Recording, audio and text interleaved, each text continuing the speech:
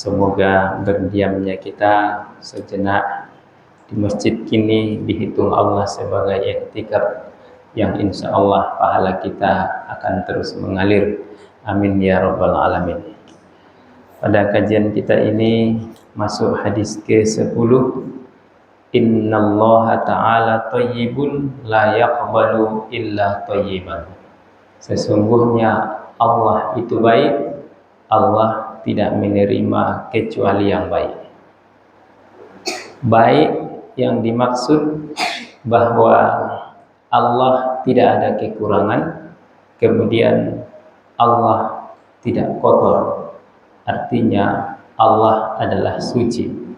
Maka siapa yang ingin kesucian, maka dia pun harus terlebih dahulu menyucikan dirinya. Allah tidak menerima kecuali yang suci, kecuali yang baik.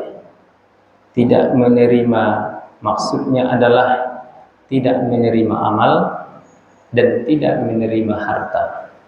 Maka dengan demikian kita harus menjaga kebaikan dari amal-amal kita, kesucian dari harta-harta kita, karena Allah Subhanahu wa ta'ala menerima yang suci.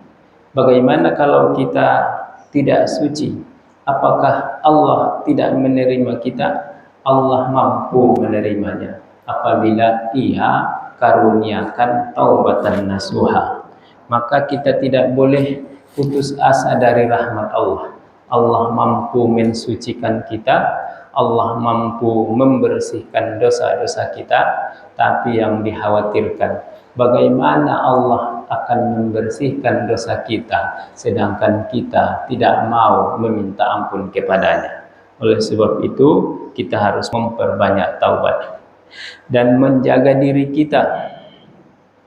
Allah Subhanahu wa ta'ala akan melihat dosa yang tersembunyi, apalagi yang nyata. Maka kita hindari dosa yang tersembunyi dan kita hindari dosa yang nyata. Membiasakan dosa yang tersembunyi lama kelamaan akan menjadi merasa biasa terhadap dosa yang nyata. Membiasakan dosa yang kecil, lama kelamaan yang kecil itu akan menumpuk menjadi banyak sehingga ia bisa lebih besar dari dosa besar.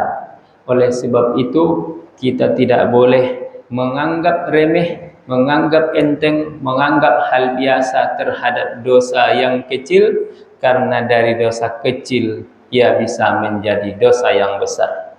Dosa yang halus menjadi dosa yang nyata. Harus kita jaga semuanya.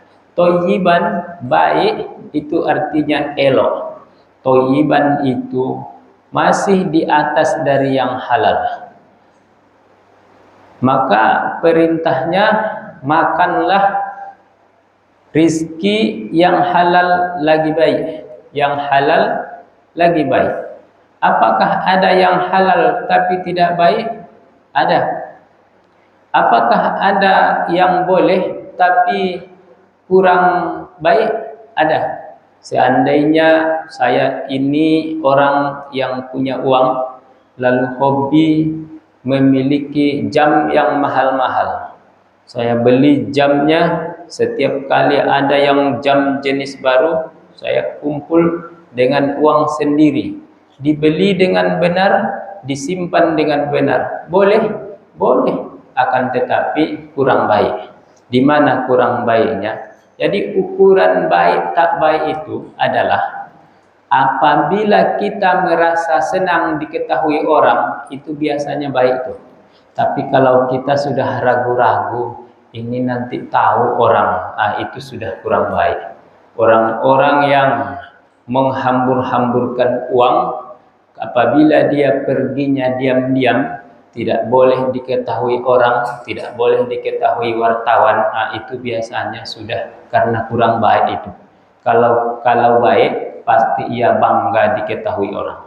Lalu ada contoh, summa dzakara ar-rajulu yutiru safara asa aghbara yamuddu yadayhi ila sama ya Rabbi, wa mat'amuhu haramun, wa mashrabuhu haramun, wa malbasahu haramun, wa ghuziya bil haram, fa anna yustajabu lahu.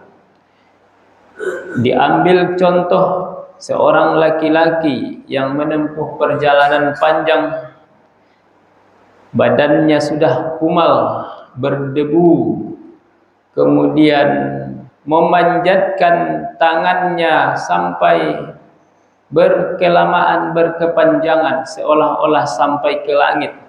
Ia berdoa, hai Tuhanku, hai Allah, hai yang maha pengasih, berdoa terus. Padahal ia masih makan dari yang haram, minum dari yang haram, pakaiannya juga haram, kebutuhannya juga haram. Fa anna yustajabu lahu. Bagaimana bisa diijabahkan doanya? Maksudnya adalah ketika kita meminta kepada Allah Subhanahu wa taala, Allah Subhanahu wa taala bertanya ke kita, kalau masih banyak yang haram di dalam diri kita, di dalam pakaian kita, di dalam makanan kita, di dalam kebutuhan kita sehari-hari, apa yang mungkin Allah menerima doa kita? Maka untuk doa diterima oleh Allah Subhanahu wa taala, kita harus bersihkan terlebih dahulu. Bersihkan diri kita, bersihkan niat kita, bersihkan pakaian kita, bersihkan semuanya. Bagaimana caranya? Apakah mungkin kita bersih? Tidak pula bersih-bersih betul, akan tetapi paling tidak ada niat di dalam hati untuk membersihkan diri. Oleh sebab itu, setiap kita mau mendoa, biasanya kita beristighfar dahulu. Astaghfirullahalazim, allazi la ilaha illa wal hayyul qayyum wa atubu ilaih. Kita banyakkanlah membaca istighfar itu sebagai bukti bahwa kita berkeinginan untuk membersihkan diri. Mudah-mudahan apabila Allah membersihkan diri kita, ya ijabahlah doa kita, ya terimalah kita. Amin ya rabbal alamin.